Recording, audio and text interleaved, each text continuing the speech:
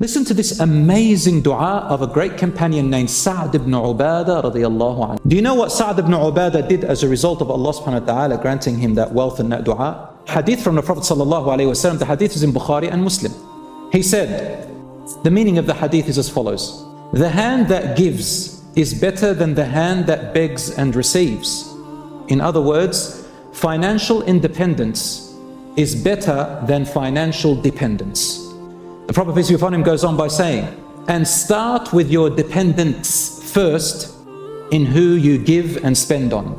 Abu Hurairah radiallahu anhu said, Ya Rasulullah, who are our financial dependents? He said, your wife, your children, and anyone who is dependent on you for their livelihood. You start with them first from your wealth, before anyone else. He also said, sallallahu alaihi wasallam, the best type of charity, listen carefully, is from what is left over beyond one's financial needs, meaning your savings and profit. Which is the best charity? After what you spend on yourself, your wife, your children, your dependents, whatever's left over that you don't need for your family and your livelihood, your shelter, your clothing, your food, your security, and so on, left over, the best charity you can give is from that. Why? Because there's a priority. Dependents take priority, and being obliged to spend on your dependents is more beloved to Allah, because no one else is going to spend on them but you. Also, spending on your dependents is an obligation which is also considered a charity. In fact, it is the best charity of all charities. What is obliged is the best charity of all charity. He goes on, sallallahu alaihi wasallam, whoever is able to not need to ask from others, Allah will make him unneedy. You stop yourself from asking people for loans, asking people for whether it's money or anything else. Don't go into that habit. Avoid it as much as you can. Allah says He will make him unneedy. Then He says, whoever is satisfied with what they have, Allah will bless their wealth and their wealth will increase. Or it also means whoever relies on their abilities Allah bless them with and seeks financial independence, Allah will assist him in his seeking and his efforts. So what have we understood from this? A Muslim should be financially independent as much as they can. If they're not yet, then to seek it and to work and not sit and wait and use justifications and excuses that Allah is going to provide them without moving.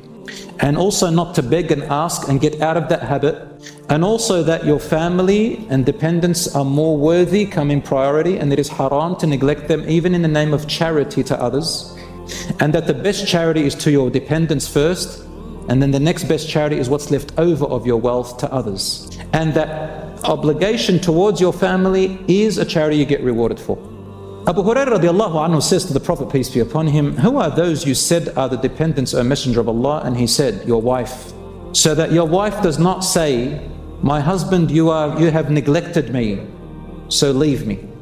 I can't live with you. Or your child says, O father, you have left me barren and vulnerable, where do I go?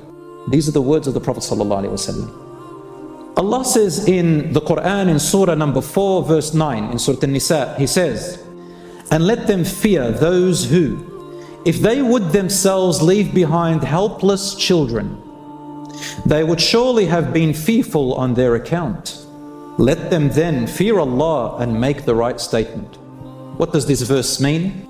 Allah is telling us that there is a legitimate fear of poverty upon your children and your family if you were to die and leave them behind with no financial resources or wealth that they can look after themselves when you die.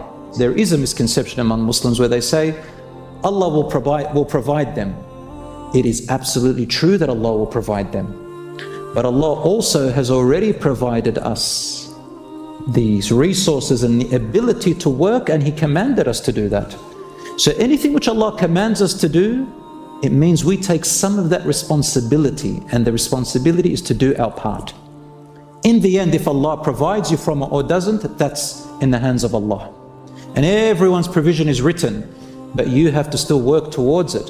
And even your working towards it is written. Allah facilitates everything fairly and justly.